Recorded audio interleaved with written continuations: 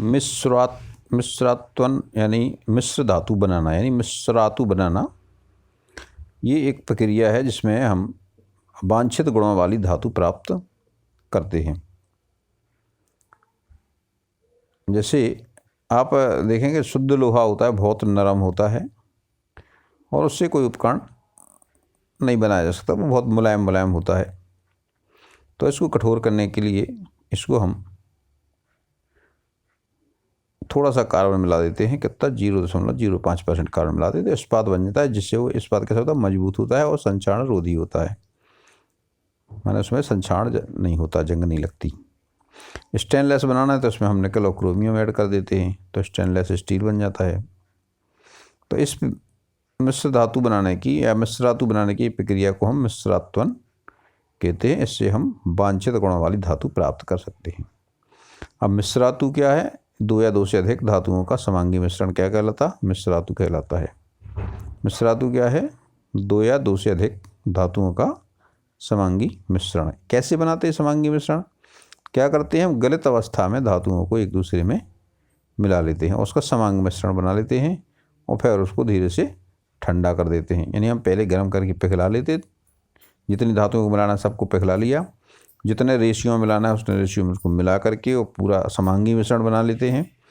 इसके बाद उसको हम ठंडा कर देते हैं तो हमें मिश्रातु प्राप्त हो जाती है।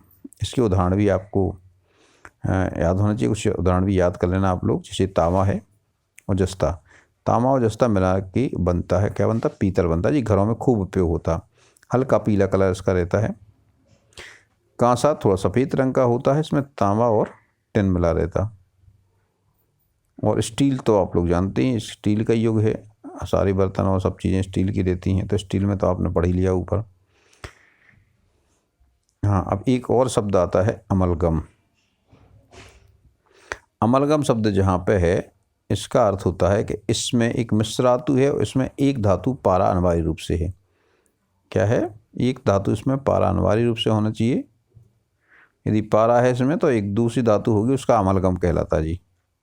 जैसे हमने जिंक और पारा का मिश्रण लिया तो ये कहलाएगा जिंक अमलगम। लोहे और पारे को लिया तो ये पारे का अमलगम हो जाएगा। यानी यदि एक धातु मिश्रातु में एक धातु पारा है तो उसे हम अमलगम कहते हैं। इस तरह से ये आपकी मिश्रातु हो गई। एक और बहुत महत्वपूर्ण और उपयोगी मिश्रातु है सोल्डर या टाँका धातु।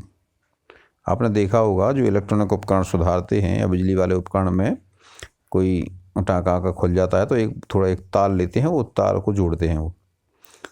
तो ये जो तार होता है वो होता है सोल्डर का। सोल्डर एक मिश्रातु है जिसमें टिन और लेड, ये दो चीज़ें रहती हैं। क्या? टिन और लेड। लेड माने शीशा, टिन होता है और शीशा होता है, इन दोनों की मिश्रातु होती है और इसका गलनांक बहुत कम होता है, माना ये जल्दी पिघल जाता है। इसीलिए हम जब भी परिपथ में या कहीं किसी उपकरण में हमें टाँका कहीं लगाना होता है तो इस तार का, शोल्डर का उपयोग करते हैं। ये बहुत महत्वपूर्ण चीज़ है। तो ये दो तीन मिश्र धातु आप लोग अच्छे से याद कर लीजिए। टाँका धातु, ये भी परीक्षा में कई बार पूछा गया है। ये टिन और लेड से बनी होती है, इसका गलनांक कम होता है, इसलिए ये परिपथ में या किसी तारों को जोड़ने के लिए काम में आता है। और पीतल और कांसा घर में ही उपयोग में होते हैं। पीतल में तांबा और जस्ता होता है और कांसे में तांबा और टिन होता है। और यदि अमलगम की बात करें कोई, तो अमलगम क्या होता है? जिसमें एक धातु पारा है और दूसरी अन्य धातु है, तो वो उसका अमलगम कहलाती है। इस तरह से ये बहुत महत्वपूर्ण है, ये परीक्षा में कई बार पूछे गए हैं।